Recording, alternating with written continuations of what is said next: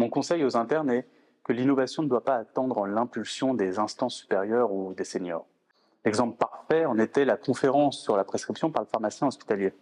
Malgré la possibilité légale depuis 2009, ce n'est qu'en 2022 que des actions concrètes sont mises en œuvre et l'initiative d'équipes locales grâce à la direction de la stratégie et de la transformation de la PHP.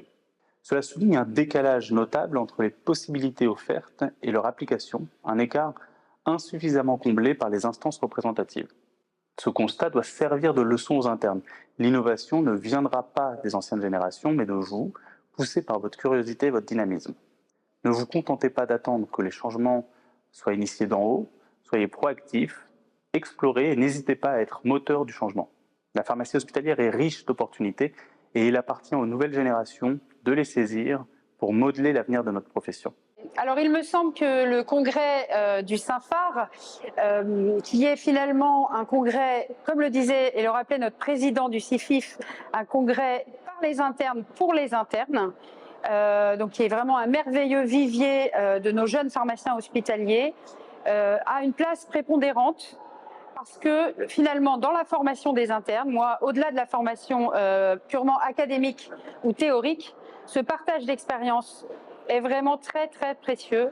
Et surtout, la façon dont ce congrès est mené et animé est très dynamique, avec un panache finalement d'expérience des internes et de conférences d'experts, apporte un vrai plus dans la formation des internes et vient vraiment mettre en relief tout ce qu'ils apprennent par ailleurs. Et je trouve que, enfin, le partage d'expérience qu'ils peuvent faire entre les internes, mais également avec nous, finalement les pharmaciens plus âgés qui les encadreront, est aussi très riche pour nous. Alors, je sais que la question portait sur la formation des internes, mais moi je considère qu'elle nous apporte aussi à nous, afin de nous remettre en question sans cesse avec des sujets de plus en plus innovants. L'inspiration pour créer le Saint-Phare a été d'abord de pallier à des inégalités d'accès au congrès pour les internes qui pouvaient être contraints à un manque de financement ou contraints à la contribution active à des travaux que tous les terrains de stage ne permettent pas forcément. Notre ambition était donc de proposer un congrès gratuit, organisé par les internes, pour les internes et soutenu par une caution scientifique constituée des professionnels les plus engagés dans la profession.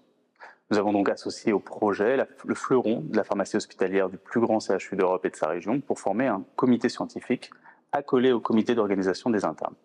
Cette combinaison unique a permis au Saint-Phare de connaître une évolution remarquable avec un nombre croissant des inscriptions, atteignant cette année encore un record. Nous avons le privilège d'accueillir des intervenants de plus en plus prestigieux et assistons à la formation d'un véritable réseau professionnel. Cette dynamique positive est le moteur qui nous pousse à innover encore pour les prochaines éditions.